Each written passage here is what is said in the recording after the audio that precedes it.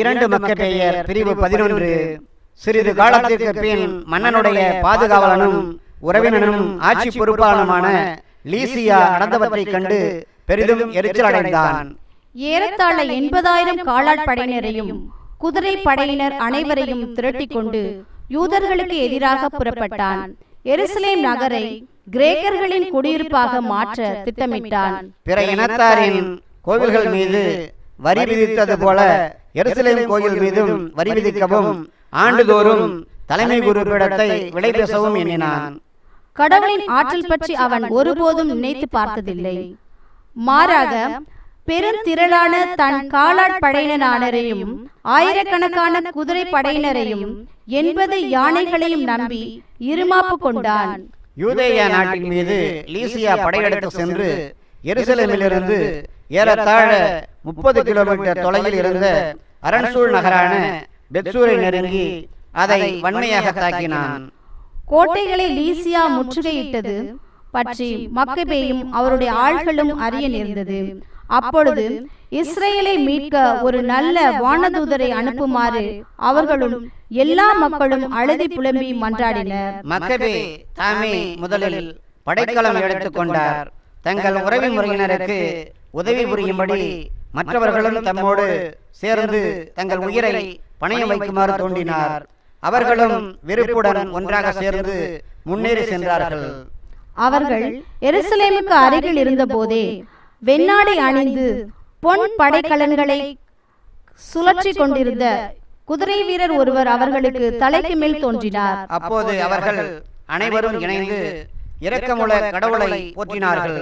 அவர்கள் எத்தனை ஊக்கம் அடைந்திருந்தார்கள் என்றால் மனிதரை மட்டுமல்ல, கொடிய காட்டு விலங்குகளையும் இரும்பு மதில்களையுமே தாக்கும் அளவுக்கு துணிந்திருந்தார்கள். விண்ணக இறைவனாகிய ஆண்டவர் அவர்கள் மீது இரக்கம் கொண்டு அவர்களுக்கு துணை செய்யவே அவர்கள் போரில் முன்னேறி சென்றார்கள். அவர்கள் சிங்கங்களைப் போல தங்கள் எதிரிகள் மீது சீறி பாய்ந்து அவர்களுள் 11,000 காலாட் படையினரையும் 1,600 குதிரை படையினரையும் கொன்றார்கள். எஞ்சியிருந்த அனைவரையும் புறமுதுகு காட்டி ஓட செய்தார்கள். அவர்களுள் பலர் காயமடைந்து படைக்கலன்களை இழந்து தப்பிச் சென்றார்கள். லீசியாவும் இழிவுற்று தப்பி ஓடினான். அறிவாளியான லீசியா தனக்கு நேரிட்ட தோல்வியை பற்றி சிந்திக்கலானான். ஆற்றல் படைத்த கடவுள் யூதர்கள் சார்பாக போரிட்டதால் தான் அவர்களை வெல்ல முடியவில்லை என்பதை உணர்ந்து கொண்டான். ஆகவே அவர்களிடம் ஆள் அனுப்பி முறையாக உடன்பாட்டுக்கு இசையுமாறு அவர்களை தூண்டினான். மன்னனை வற்புறுத்தி அவர்களின் நண்பனாக்க முயல்வதாக உறுதிமொழிந்தான். பொது நன்மையை கருதி லீசியாவின் பரிந்துரைகள் அனைத்துக்கும் மக்கபே இசைந்தார். அவர் யூதர்கள் சார்பாக அவனிடம் எழுத்து மூலம் எடுத்திருந்த வேண்டுகோள்கள் அனைத்தையும் மன்னன் ஏற்றுக்கொண்டான். லீசியா யூதர்களுக்கு எழுதிய மடல் பின்வருமாறு. யூத மக்களுக்கு லீசியா வாழ்த்து கூறி எழுதுவது. நீங்கள் அனுப்பி வைத்த யோவானும் அப்சலோமும் உங்களது மனுவை என்னிடம் கொண்டு வந்து அதில் குறிப்பிட்டுள்ளவற்றை நிறைவேற்றும்படி கேட்டுக்கொண்டார்கள். மன்னருக்கு தெரிவிக்கப்பட வேண்டிய அனைத்தையும் நான் ஏற்கனவே அறிவித்து விட்டேன். அவரும் தம்மால் கூடுமானவற்றை செய்வதாக ஒப்புக்கொண்டுள்ளார். அரசிடம் நீங்கள் நல்லெண்ணம் காட்டினால் எதிர்காலத்தில் உங்கள் நலனுக்காக பாடுபட முயல்வேன். இவற்றை பற்றி விளக்கமாக உங்களோடு கலந்து பேசுமாறு உங்களுடைய தூதர்களுக்கு என்னுடைய பிரதிநிதிகளுக்கும் பணித்திருக்கிறேன். வணக்கம். 148ஆம் ஆண்டு தியோகரிந்து மாதம் 24ஆம் நாள் இம்மடல் விடுக்கப்பட்டது. லீசியாவுக்கு மன்னன் விடுத்த மடல் வருமாறு. தம் சகோதரர் லீசியாவுக்கு அந்தியோக்கு மன்னன் வாழ்த்து கூறி எழுதுவது. என் தந்தை இறையடி சேர்த்து விட்டதால் நம் ஆட்சிக்கு உட்பட்ட குடிமக்கள் கலக்கமின்றி தங்கள் அலுவல்களில் ஈடுபட வேண்டும் என விரும்புகிறோம். கிரேக்கர்களுடைய பழக்க வழக்கங்களை யூதர்கள் ஏற்றுக்கொள்ள வேண்டும் என்று எம் தந்தை கொண்டு வந்திருந்த திட்டத்திற்கு அவர்கள் இணங்கவில்லை என்றும், தங்கள் வாழ்க்கை முறையே அவர்கள் தொடர்ந்து மேற்கொள்ள விரும்புகிறார்கள் என்றும், தங்கள் பழக்க வழக்கங்களையே கடைபிடிக்க நம்மிடம் இசைவு கேட்கிறார்கள் என்றும் கேள்விப்பட்டோம். இம்மக்களும் தொல்லையின்றி வாழ வேண்டும் என நாம் விரும்புவதால் அவர்களுடைய கோவில் அவர்களிடமே திருப்பி கொடுக்கப்பட வேண்டும் என்றும், அவர்கள் தங்கள் மூதாதையருடைய பழக்க வழக்கப்படியே வாழலாம் என்றும் நாம் முடிவு செய்திருக்கிறோம். ஆகையால் நீர் அவர்களுக்கு இச்செய்தியை அனுப்பி நமது நட்பை உறுதிப்படுத்துமாறு கேட்டுக்கொள்கிறோம். அதனால் அவர்கள் நம் முடிவுகளை அறிந்து கவலையின்றி தங்கள் அலுவல்களில் மகிழ்ச்சியோடு ஈடுபடுவார்கள். யூத மக்களுக்கு மன்னர் விடுத்த மடல் வருமாறு. யூதர்களின் ஆட்சி குழுவினருக்கும் மற்ற யூதர்களுக்கும் அந்தியோக்கு மன்னர் வாழ்த்து கூறி எழுதுவது. நலம் நலமறிய நாட்டம். நீங்கள் உங்கள் வீடுகளுக்கு திரும்பிச் சென்று உங்கள் சொந்த அலுவல்களை கவனிக்க விரும்புவதாக மெனலா எம்மிடம் தெரிவித்துள்ளார். ஆதலால் சாந்திக்கு மாதம் 30ஆம் நாளுக்குள் வீடு திரும்புவோர்கள் எல்லாருக்கும் நமது ஆதரவு எப்போதும் உண்டு. முன்பு போல யூதர்கள் தங்கள் உணவு முறைகளையும் சட்டங்களையும் கடைபிடிக்க முழு இசைவு அளிக்கிறோம். அறியாமையால் செய்திருக்கக்கூடிய குற்றங்களில் யாதொன்றுக்கும் எவ்வகையிலும் அவர்களுள் எவனும் தொல்லைக்கு உள்ளாக மாட்டான். உங்களுக்கு ஊக்கமுட்ட மெனலாவை அனுப்பியுள்ளோம். வணக்கம். 148ஆம் ஆண்டு சாந்திக்கு மாதம் 15ஆம் நாள் இம்மடல் விடுக்கப்பட்டது. ரோமேயர்களுள் யூதர்களுக்கு ஒரு மடல் விடுத்தார்கள். அம்மடல் பின்வருமாறு. யூத மக்களுக்கும் ரோமேயர்களுடைய யூதர்களாகிய குயிந்து மெம்மியும் தீத்துனுமாகிய வாழ்த்து கூறி எழுதுவது. மன்னரின் உறவினரான லீசியா உங்களுக்கு வழங்கியுள்ள சலுகைகளுக்கு நாங்களும் இசைவு தெரிவிக்கிறோம். ஆனால் மன்னரிடம் தெரிவிக்க வேண்டும் என்று அவர் முடிவு செய்தவற்றை நீங்கள் ஆராய்ந்தவுடன் உங்களுள் ஒருவரை எங்களிடம் அனுப்பி வையுங்கள். அப்போது உங்களுக்கு ஏற்ற கோரிக்கைகளை மன்னர் முன்வைக்க முடியும். ஏனெனில் நாங்கள் அந்தியோக்கி நகருக்கு போய்க் கொண்டிருக்கிறோம். எனவே உங்களது கருத்தை நாங்கள் அறிந்து கொள்ளும் பொருட்டு காலம் தாழ்த்தாது ஆள் அனுப்புங்கள். வணக்கம். 148ஆம் ஆண்டு சாந்திக்கு மாதம் 15ஆம் நாள் இம்மடல் விடுக்கப்பட்டது. 2 மக்கபேயர் பிரிவு 12. இந்த ஒப்பந்தங்களை செய்து கொண்ட பின் மன்னனிடம் லீசியா திரும்பிச் சென்றான். யூதர்கள் தங்கள் பயிர் தொழிலில் ஈடுபட்டார்கள்.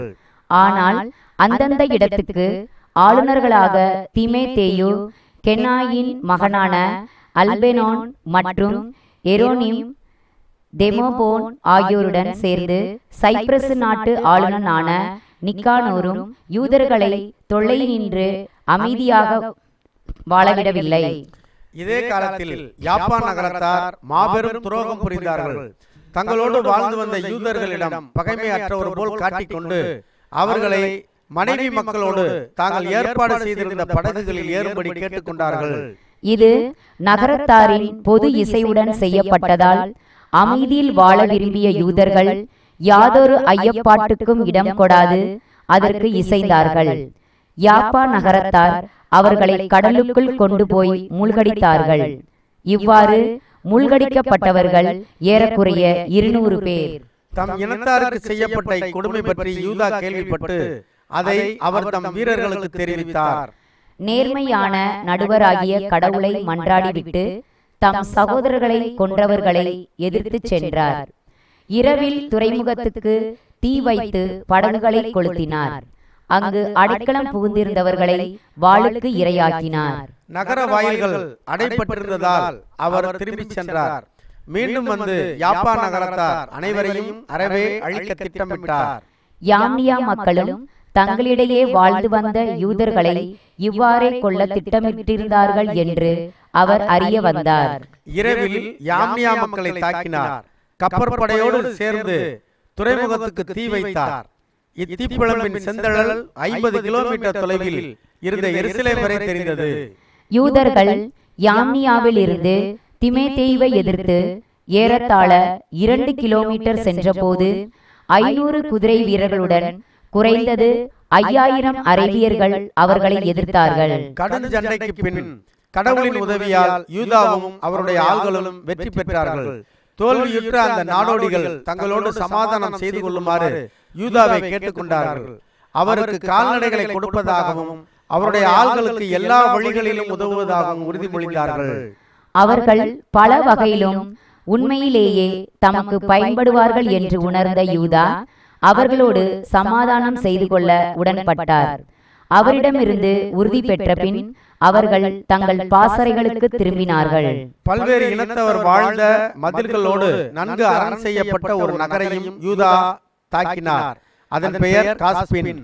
அதன் உள்ளே இருந்தவர்கள் மதில்களின் வலிமையையும் சேகரிக்கப்பட்ட உணவுப் பொருட்களையும் நம்பி யூதாவிடமும் அவருடைய ஆள்களிடமும் சற்றும் மரியாதையின்றி நடந்து கொண்டார்கள். இழிச்சொற்களால் அவர்களை திட்டியதோடு இறைவனையும் பழித்தார்கள்.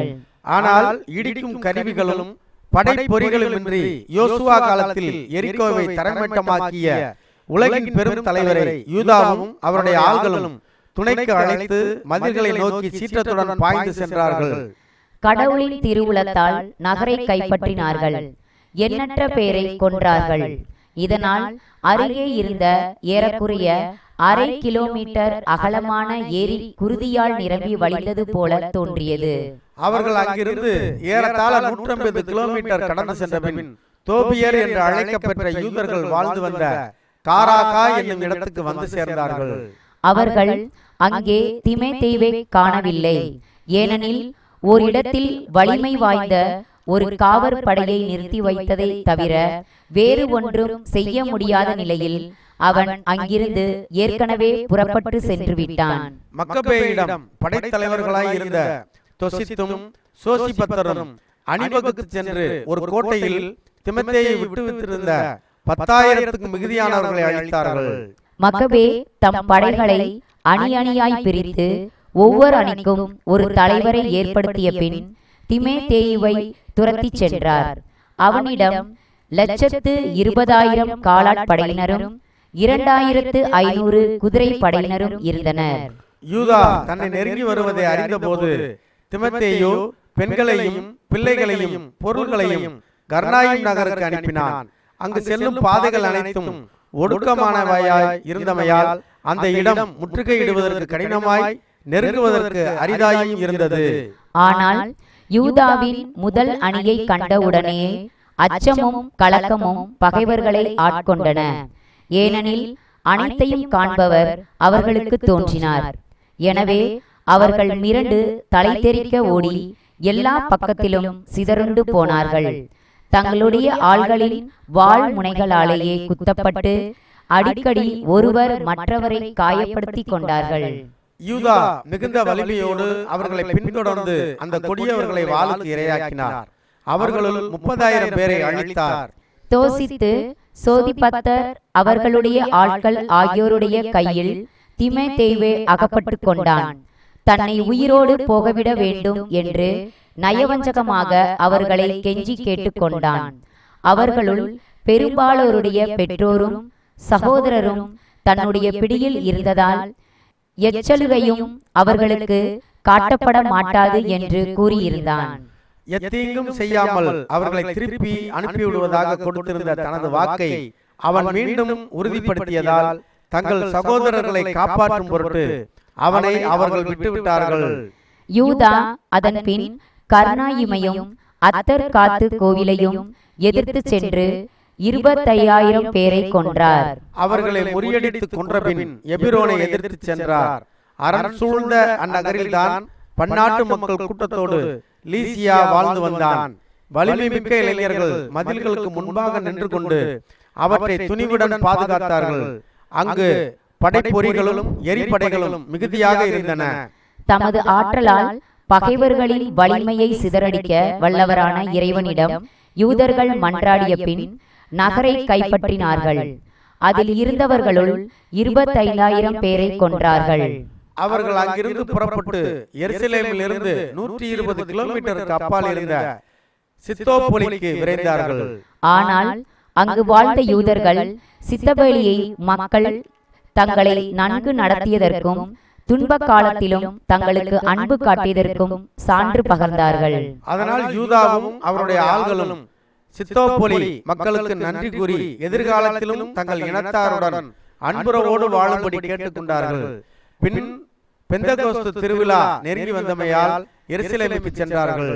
யூதர்கள் பெந்தகோஸ்து திருவிழாவுக்கு பின் இதுமேயா நாட்டு ஆளுநனான கோக்கியாவை எதிர்க்க விரைந்தார்கள்.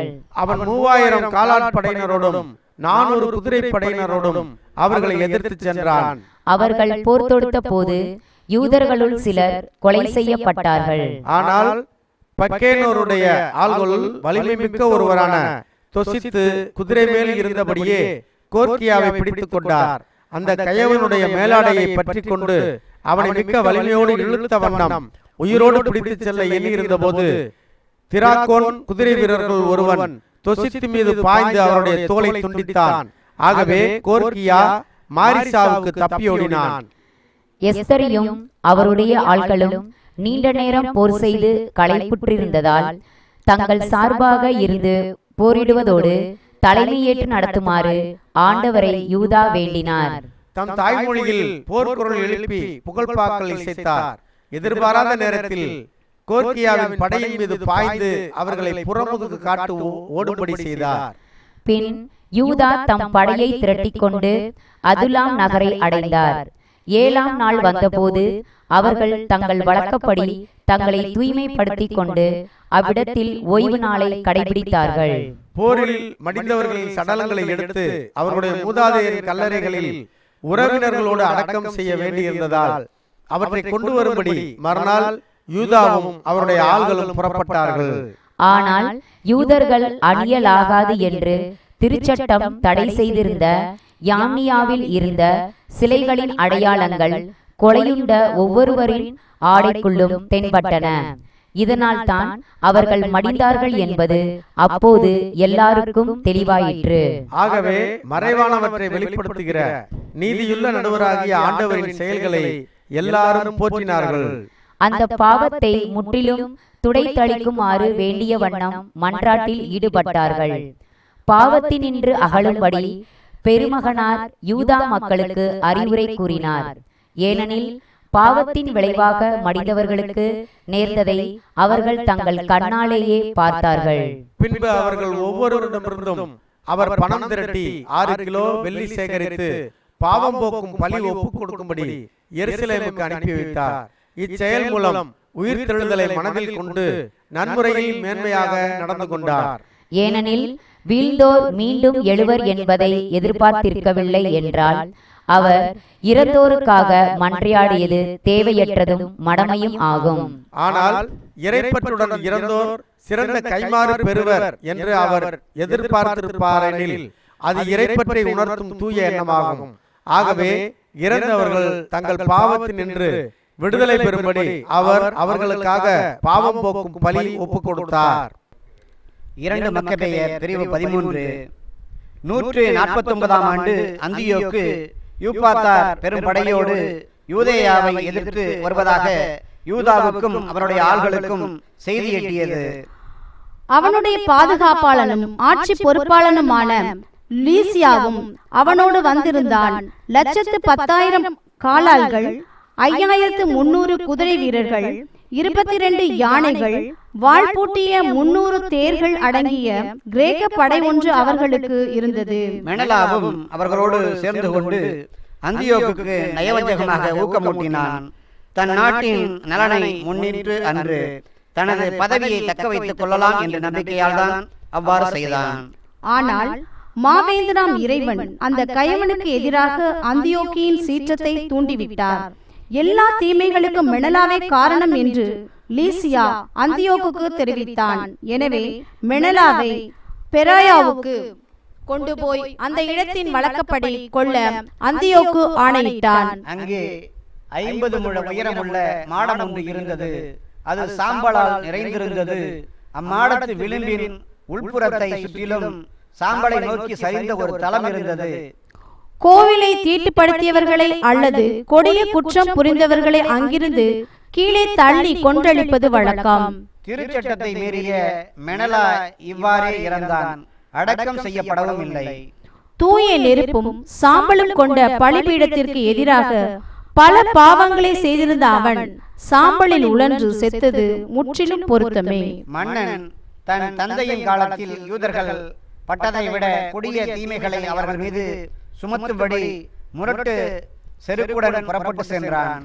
யூதா இதை கேள்வியுற்றதும் இரவும் பகலும் ஆண்டவரை வேண்டுமாறு தம் மக்களுக்கு கட்டளையிட்டான். ஏனெனில் திருச்சட்டம், நாடு, திருக்கோயில் ஆகியவற்றை அவர்கள் இலக்கு தருவாயில் இருந்ததால் முன்பை விட மிகுதியாக அவருடைய உதவி அவர்களுக்கு தேவைப்பட்டது. மக்கள் புத்துணர்வு பெற தொடங்கிய வேளையிலேயே இறைவனை பழித்துரைக்கும் பிற இனத்தாரின் கையில் அவர்கள் விடாதிருக்குமாறு வேண்டவும் அவர் கட்டளையிட்டார். அவர்கள் எல்லாரும் அவ்வாறே செய்தார்கள். 3 நாள்கள் இடைவிடாமல் கண்ணீர் சிந்தி உண்ணா நோன்பிருந்து குப்புற விழுந்து இரக்கமுள்ள ஆண்டவரை மன்றாடினார்கள். தக்க ஏற்பாடுகளோடு இருக்குமாறு யூதா அவர்களுக்கு ஊக்கமூட்டினார். மூப்பர்களோடு தனிமையில் கலந்து பேசிய பின் மன்னனின் படை யூதேயா மீது படையெடுத்து எருசலேம் நகரை கைப்பற்றும் முன்பே கடவுளின் துணையுடன் புறப்பட்டு சென்று போதொடுக்க முடிவு செய்தார். உலகை படைத்தவரிடம் முடிவை ஒப்படைத்துவிட்டு திருச்சட்டம், கோவில், நகர், நாடு, வாழ்க்கை முறை ஆகியவற்றுக்காக இறக்கும் வரை துணிவுடன் போராட தம் ஆள்களுக்கு யூதா அறிவுறுத்தினார். பின் மோதையனுக்கு அருகில் பாசறை அமைத்தார். கடவுளுக்கு வெற்றி என்று தம் ஆள்களை போர்க்குரல் எழுப்பச் சொன்னார். ஆண்மை படைத்த இளைஞர்கள் நின்று தேர்ந்தெடுத்த ஒரு படைப்பிரிவோடு அவர் இரவில் மன்னனின் கூடாரத்தை தாக்கினார். பாசறையில் இருந்த 2000 பேரை கொன்றார். முதலில் சென்ற யானையை அதன் பாகனோடு குத்தி கொன்றார். இறுதியில் கலக்கமும் குழப்பமும் பாசறையை நிரப்ப அவர்கள் வெற்றியுடன் திரும்பினார்கள். ஆண்டவரின் உதவி யூதாவுக்கு பாதுகாப்பு அளித்ததால் பொழுது புலரும் வேளையில் இதெல்லாம் நடந்தது. யூதர்களுடைய துணிவை நேரில் கண்டபின் அந்தியோக்கு மன்னன் அவர்களுடைய படைத்தளங்களை கைப்பற்ற சூழ்ச்சியை கையாண்டான். ஆகவே யூதர்களுடைய வலிமை மிக்க கோட்டையாகிய பெத்சூரை எதிர்த்து சென்றான். ஆனால் துரத்தி அடிக்கப்பட்டான். மீண்டும் தாக்கிய போது தோல்வி கண்டான். கோட்டைக்குள் இருந்தவர்களுக்கு யூதா தேவையானவற்றை அனுப்பினான். ஆனால் யூதர்களின் படையைச் சேர்ந்த ஒரோதோக்கு பகைவர்களுக்கு படைத்துறை ரகசியங்களை வெளியிட்டான். அதனால் அவனை தேடி பிடித்து சிறையில் அடைத்தார்கள். மன்னன் 2ஆம் முறை பெத்சூரில் இருந்த மக்களோடு பேச்சுவார்த்தை நடத்தினான். ஒப்பந்தம் செய்து கொண்ட பின் திரும்பி சென்றான். மீண்டும் யூதாவையும் அவருடைய ஆள்களையும் தாக்கி தோல்வியுற்றான். ஆட்சி பொறுப்பாளனாய் மன்னன் அந்தியோக்கியில் விட்டு வைத்திருந்த பிலிப்பு கிளர்ச்சி செய்ததாக அவனுக்கு செய்தி கிடைத்தது. கலக்கமுற்றவனாய் யூதர்களை வரவழைத்து அவர்களுடைய கோரிக்கைகளுக்கு இணங்கி அவர்களுடைய உரிமைகள் அனைத்தையும் காப்பதாக ஆணையிட்டான். இத்தகைய ஒப்பந்தத்தை செய்தபின் பழி ஒப்பு கொடுத்தான். கோவிலை பெருமைப்படுத்தி அதற்கு தாராளமாக நன்கொடைகள் வழங்கினான். மன்னன் இன்முகத்தோடு மக்கபேயை வரவேற்றான். பின்னர் தாளமை முதல் தோர் வரையிலான பகுதிக்கு ஏகமோனிதை ஆளுநனாக ஏற்படுத்தினான். அவன் தாளமாய்க்கு சென்றான். ஆனால் யூதர்களோடு அவன் செய்திருந்த ஒப்பந்தம் பற்றி அந்நகர மக்கள் சினம் கொண்டார்கள். அதன் விதிமுறைகளை செல்லாததாக்க விரும்பும் அளவுக்கு வெகுண்டார்கள். அப்போது லீசியா பொது மேடையில் ஏறி தன்னால் முடிந்தவரை ஒப்பந்தத்துக்கு ஆதரவாக பேசி அவர்களை இணங்க வைத்து அமைதிப்படுத்தினான். அவர்களுடைய நல்லெண்ணத்தை பெற்றவனாய் அந்தியோக்கு புறப்பட்டான். இவ்வாறு அந்தியோக்கி மன்னனுடைய படையெடுப்பும் பின்வாங்கலும் முடிவுற்றன. 2 மக்கபேயர் பிரிவு 14. 3 ஆண்டுகளுக்கு பின் செலூக்கின் மகன் தெமேத்திரி ஒரு வலிமைமிக்க தரைப்படையோடும் கப்பற்படையோடும் பயணம் செய்து திரிப்பொலி நகர துறைமுகத்துக்கு வந்து அந்தியோக்கையும் அவனுடைய பாதுகாப்பாளன் லீசியாவையும் கொன்ற பின் நாட்டை கைப்பற்றியதாக யூதாவுக்கும் அவருடைய ஆள்களுக்கும் செய்தி கிடைத்தது. முன்பு தலைமை குருவாக இருந்தவனும் கிளர்ச்சி காலத்தில் மனம் பொருந்தி தம்மையே தீட்டுப்படுத்திக் கொண்டவனுமான ஆல்கிம் தனக்கு எத்தகைய பாதுகாப்பும் இல்லை என்றும் தூய பலிபீடத்தை அணுக வாய்ப்பு இல்லை என்றும் உணர்ந்தான்.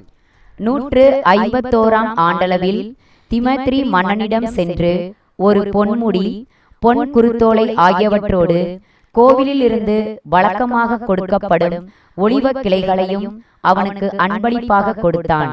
அன்று அமைதியாய் இருந்தான். ஆனால் தன்னுடைய மதிகட்ட திட்டத்தை நிறைவேற்ற ஆல்கிமுக்கு நல்லதொரு வாய்ப்பு கிட்டியது.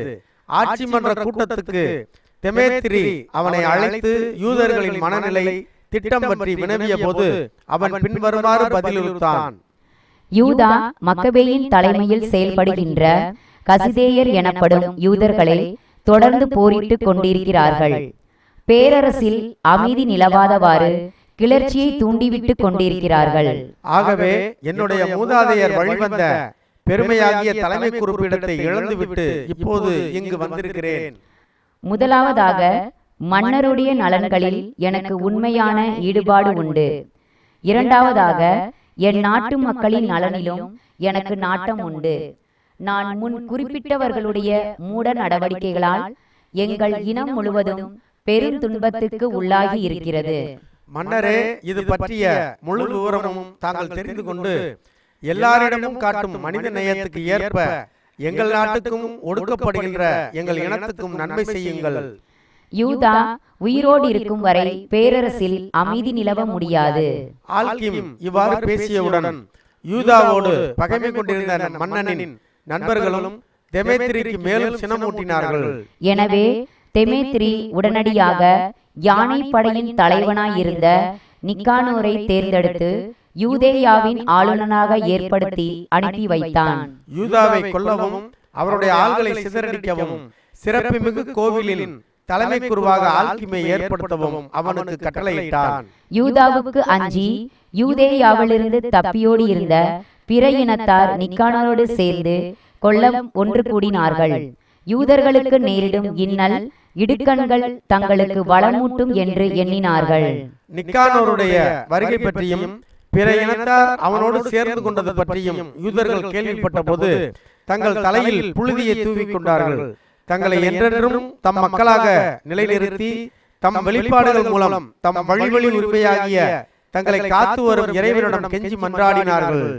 தலைவர் யூதா கட்டளையிட அவர்கள் அங்கிருந்து உடனே புறப்பட்டு தெசாவு என்ற சிற்றூரில் எதிரிகளோடு போர் தொடுத்தார்கள். யூதாவின் சகோதரரான சீமோன் நிக்கானோரை எதிர்த்து போரிட்டார். திடீரென பகைவர்கள் அவரை தாக்கியதால் சற்று பின்வாங்கினார்.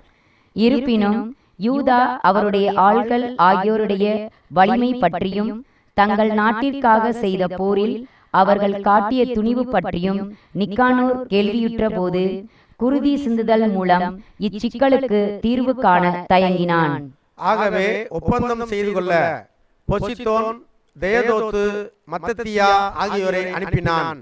ஒப்பந்தத்தின் நிபந்தனைகளை முற்றிலும் ஆய்ந்து பார்த்தபின் அவை பற்றி தலைவன் நிக்கானோர் தன் வீரர்களுக்கு எடுத்து கூறினான். அவர்கள் அனைவரும் அவற்றுக்கு இணக்கம் தெரிவித்து ஒருமனப்பட்டு ஒப்பந்தத்தை ஏற்றுக்கொண்டார்கள். தலைவர்கள் சந்தித்துக் கொள்ள ஒரு நாள் குறிப்பிடப்பட்டது. ஒவ்வொரு படையிலிருந்தும் ஒரு தேர் முன்னால் வந்தது. இருக்கைகள் போடப்பட்டன. பகைவர்கள் திடீரென சூழ்ச்சியால் இறங்கிவிடாதவாறு படைக்கலன்களை தாங்கிய வீரரை முன்னேற்பாடாக முக்கியமான இடங்களில் யூதா நிறுத்தி வைத்தார். இருவரும் முறைப்படி கலந்து ஆலோசித்தனர். நிக்கானோர் எருசலேமிலேயே தங்கியிருந்தான். முறைகேடானது எதுவும் செய்யவில்லை. தன்னை சுற்றி திரண்டிருந்த மக்கள் கூட்டத்தை அனுப்பி வைத்தான். அவன் யூதாவோடு அடிக்கடி உரையாடுவான். அவரிடத்தில் உள்ளார்ந்த பற்று கொண்டிருந்தான். யூதா திருமணம் செய்து கொண்டு பிள்ளைகளை பெற்றெடுக்குமாறு அவன் தூண்டினான். அவரும் திருமணம் செய்து அமைதியில் வாழ்க்கை நடத்தினார். அவர்கள் இருவருக்கும் இடையே நிலவிய நட்பை கண்ட ஆல்கிம் முன்பு செய்யப்பட்டிருந்த ஒப்பந்தத்தின் நகலை எடுத்துக்கொண்டு தெமேத்திரியிடம் சென்றான். அரச துரோகியான யூதாவை நிக்கானோர் தம் பின் தோன்றலாக ஏற்படுத்தியுள்ளதால் அவன் அரசுக்கு எதிராக சூழ்ச்சி செய்கிறான் என்று அவனிடம் கூறினான். இந்த சதிகாரனுடைய பொய் குற்றச்சாட்டுகளால் கொதிப்படைந்த மன்னன் சீற்றம் கொண்டான். அந்த ஒப்பந்தம் தனக்கு மன நிறைவு தரவில்லை என்றும் மக்கபேயை உடனே கைதியாக அந்தியோக்கிக்கு அனுப்பி வைக்க வேண்டும் என்றும் நிக்கானோருக்கு எழுதினான். இந்த செய்தி நிக்கானோருக்கு கிடைத்த போது அவன் பெரிதும் கலங்கினான். யூதா எவ்வகை குற்றமும் செய்யாதிருந்த போது அவரோடு செய்திருந்த ஒப்பந்தத்தை முறிக்க வேண்டியதாயிருந்ததை பற்றி வருந்தினான். ஆயினும் மன்னனை எதிர்க்க முடியாததால் அவனுடைய ஆணையை சூழ்ச்சியாக நிறைவேற்ற ஒரு வாய்ப்பை எதிர்நோக்கியிருந்தான். ஆனால் நிக்கானோர் தம்மோடு மிக கண்டிப்பாய் நடந்து கொண்டதையும் வழக்கத்திற்கு மாறாக தம்மோடு கடுமையாய் இருந்ததையும் கண்ட மக்கபே இது நல்லெண்ணத்தால் எழுந்தது அன்று என்று முடிவு செய்தார். ஆகவே தம் ஆள்களுள் பலரை சேர்த்து கொண்டு நிக்கானோரிடமிருந்து விலகிச் சென்று ஒளிந்து வாழ்ந்தார். யூதா தன்னை சூழ்ச்சியினால் வென்றுவிட்டார் என்பதை உணர்ந்த நிக்கானோர் குருக்கள் வழக்கப்படி பலி செலுத்திக் கொண்டிருந்த வேளையில் திருப்பெருங்கோவிலுக்கு சென்றான். மக்கபேயை தன்னிடம் ஒப்படைக்க கட்டளையிட்டான். அவன் தேடிய மனிதர் எங்கு இருக்கிறார் என்பது தங்களுக்கு தெரியாது என்று அவர்கள் ஆணையிட்டார்கள். அப்போது நிக்கானோர் கோவிலை நோக்கி தன் வலக்கையை நீட்டி, நீங்கள் யூதாவை கைதியாக என்னிடம் ஒப்படைக்காவிட்டால் கடவுளின் இந்த திரு உறைவிடத்தை தரைமட்டமாக்குவேன், பலிபீடத்தை இடித்து தள்ளுவேன், இங்கு தியனீசுக்கு மிகச்சிறந்த ஒரு கோவிலை கட்டுவேன் என்று சூளுரைத்தான். இச்சொற்களை கூறிவிட்டு அவன் சென்று விட்டான். குருக்கள் விண்ணை நோக்கி தங்கள் கைகளை உயர்த்தி தம் இனத்தை எப்போதும் காத்து வருகின்றவரை மன்றாடினார்கள். அனைத்துக்கும் ஆண்டவரே, உமக்கு ஒன்றும் தேவையில்லை. எனினும் நீர் எங்களிடையே தங்குவதற்கு ஓர் உறைவிடம் அமைக்க திருவுளம் கொண்டீர்.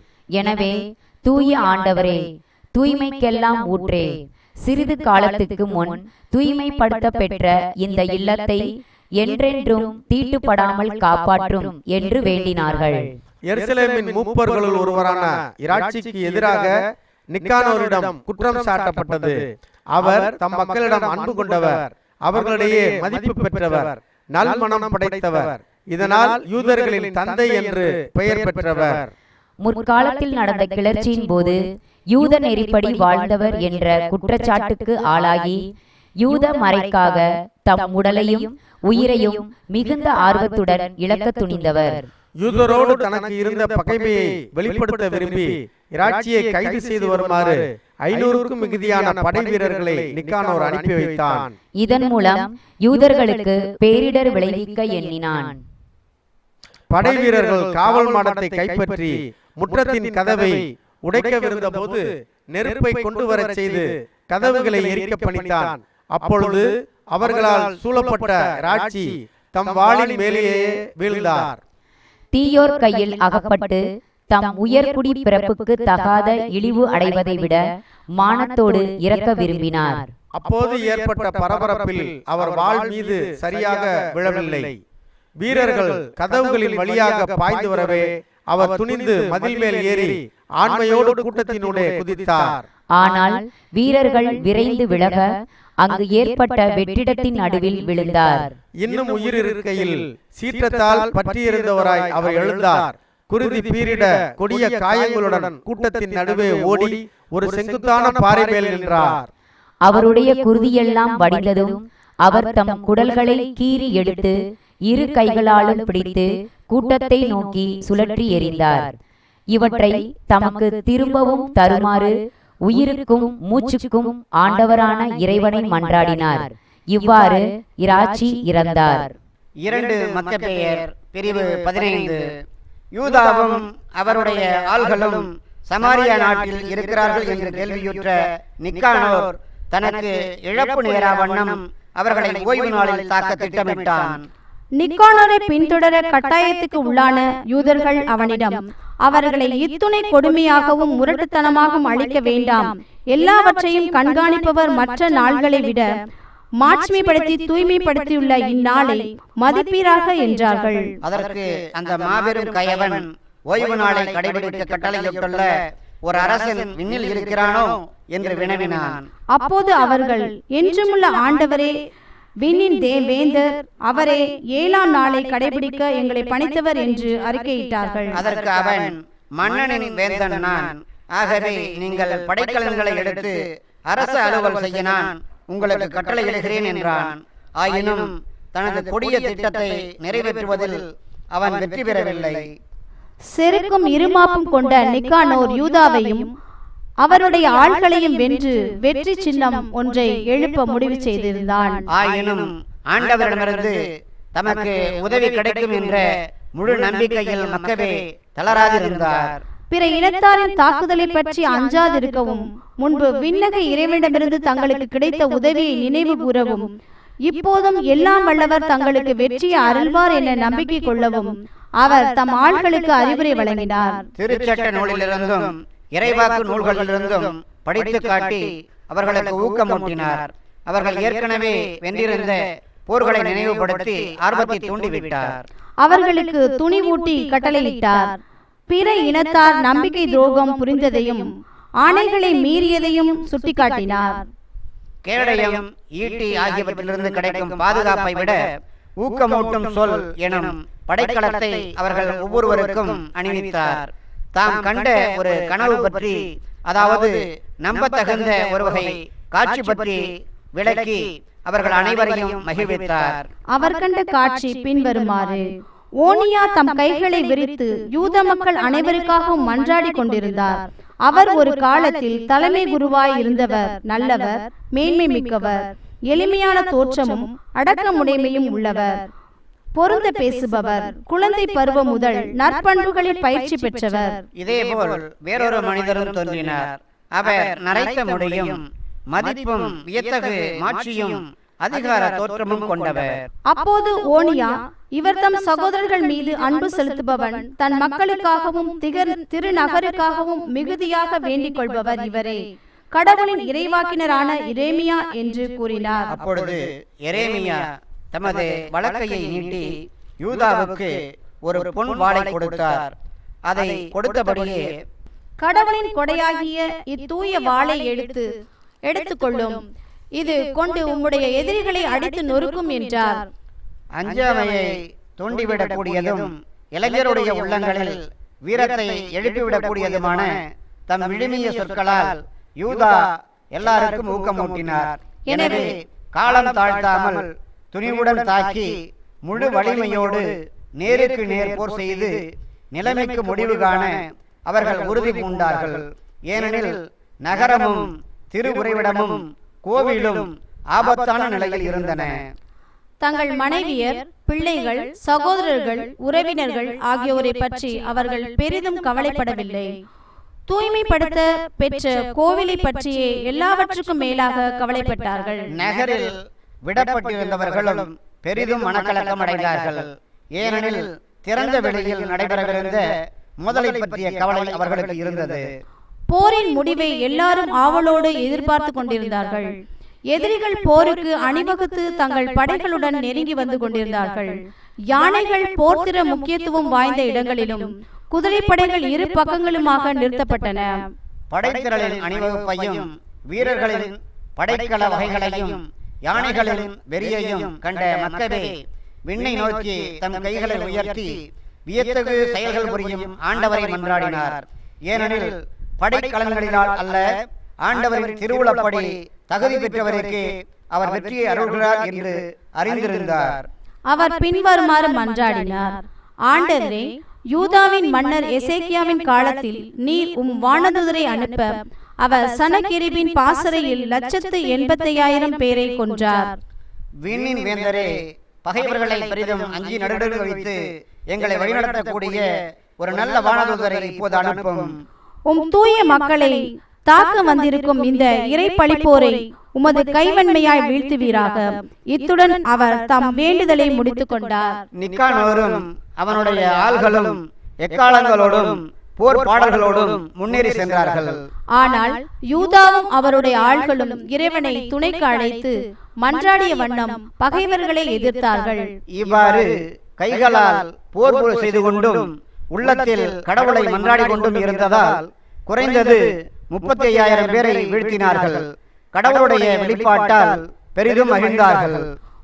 போர் முடிந்து அவர்கள் மகிழ்ச்சியோடு திரும்பி கொண்டிருந்த போது நிக்கானோர் தன் முழு போர் கவசத்துடன் இறந்து கிடப்பதை கண்டுபிடித்தார்கள். அப்போது அவர்கள் உரத்த குரல் எழுப்பி ஆரவாரம் செய்து வல்லவரான இறைவனை தங்கள் தாய்மொழியில் போற்றினார்கள். தம் உடலாலும் உள்ளத்தாலும் எக்காலத்தும் தம் மக்களை பாதுகாத்து வந்தவரும் தம் நாட்டினர் பால் இளமை முதல் பற்று கொண்டிருந்தவரும் ஆகிய யூதா நிக்கானோரின் தலையையும் தோளோடு வலக்கையையும் வெட்டி எடுத்து அவற்றை எருசலேமுக்கு கொண்டு வரும்படி தம் ஆள்களுக்கு கட்டளையிட்டார். அங்கு சேர்ந்த போது அவர் தம் மக்களை ஒன்று கூட்டினார். குருக்களை பலிபீடத்திற்கு முன் நிறுத்தினார். கோட்டையில் இருந்தவர்களுக்கு ஆள் அனுப்பினார். கயவன் நிக்கானோரின் தலையையும் எல்லாம் வல்லவரின் தூய இல்லத்துக்கு எதிராக இருமாப்போடு நீட்டிய அந்த இறை பழிப்பானோனின் கையையும் அவர்களுக்கு காட்டினார். கடவுள் நம்பிக்கையற்ற நிக்கானோரின் நாக்கை துண்டித்தார். அதை சிறு சிறு துண்டுகளாக்கி பறவைகளுக்கு உணவாக போடவும் அவனுடைய மூடத்தனத்தின் விளைவை மக்கள் காணும் பொருட்டு அவனுடைய தலையையும் கையையும் கோவிலுக்கு எதிரில் தொங்கவிடவும் கட்டளையிட்டார். அவர்கள் எல்லாரும் விண்ணை நோக்கி தம்மையை வெளிப்படுத்தியிருந்த ஆண்டவரை வாழ்த்தினார்கள். தம் சொந்த இடத்தை தூய்மைப்படாதவாறு காப்பாற்றியவர் போற்றி என்று முழங்கினார்கள். ஆண்டவரிடமிருந்து அவர்கள் பெற்றிருந்த உதவியின் தெளிவான வெளிப்படையான அடையாளமாக எல்லாருக்கும் விளங்கும் பொருட்டு நிக்கானோரின் தலையை கோட்டையில் யூதா தொங்கவிட்டார். இந்நாளை கொண்டாட ஒருபோதும் தவறக்கூடாது என்றும் அரமேய மொழியில் அதார் என்ற 12ஆம் மாதம் 13ஆம் நாள், அதாவது மொர்தெகாயின் நாளுக்கு முந்திய நாள் அதனை கொண்டாட வேண்டும் என்றும் பொது வாக்கெடுப்பு மூலம் அவர்கள் முடிவு செய்தார்கள். இதுவே நிக்கானோரின் முடிவு. அக்காலம் முதல் எருசலேம் நகர் எபிரேயர்களுக்கு உரியதாயிற்று. இத்தோடு நானும் வரலாற்றை முடிக்கிறேன். இது நன்முறையிலும் கட்டுக்கோப்புடனும் எழுதப்பட்டிருப்பினும் இதுவே எனது விருப்பம். குறைபாடுகளுடன் சிறப்பு குன்றியும் அமைந்திருந்தால் என்னால் செய்ய முடிந்தது அவ்வளவுதான். திராட்சை ரசத்தை மட்டும் அல்லது தண்ணீரை மட்டும் தனியாக குடிப்பது உடல் நலனுக்கு கெடுதி தரும். மாறாக தண்ணீர் கலந்த திராட்சை ரசம் இனிமையானது, சுவை மிக்கது. அதுபோல வரலாற்றை எழுதுவதில் கையாளப்படும் நடை படிப்போரின் செவிக்கு இன்பம் ஊட்டும். முற்றும். இறைவனின் ஆசீர் பெற முன்வருவோம். திருப்பாடல் 4ஆம் அதிகாரம் 3வது இறைவார்த்தை. ஆண்டவர் என்னை தம் அன்பனாக தேர்ந்தெடுத்துள்ளார். நான் மன்றாடும் போது அவர் எனக்கு செவி சாய்க்கிறார். ஆண்டவர் உங்களோடு இருப்பாராக, உம் ஆன்மாவோடும் இருப்பாராக. நாங்கள் மன்றாடுகிற போதெல்லாம் எங்களுக்கு செவி சாய்க்கிற கடவுள் தந்தை, மகன், தூய ஆவியார் உங்களுக்கு ஆசி வழங்குவாராக. ஆமென்.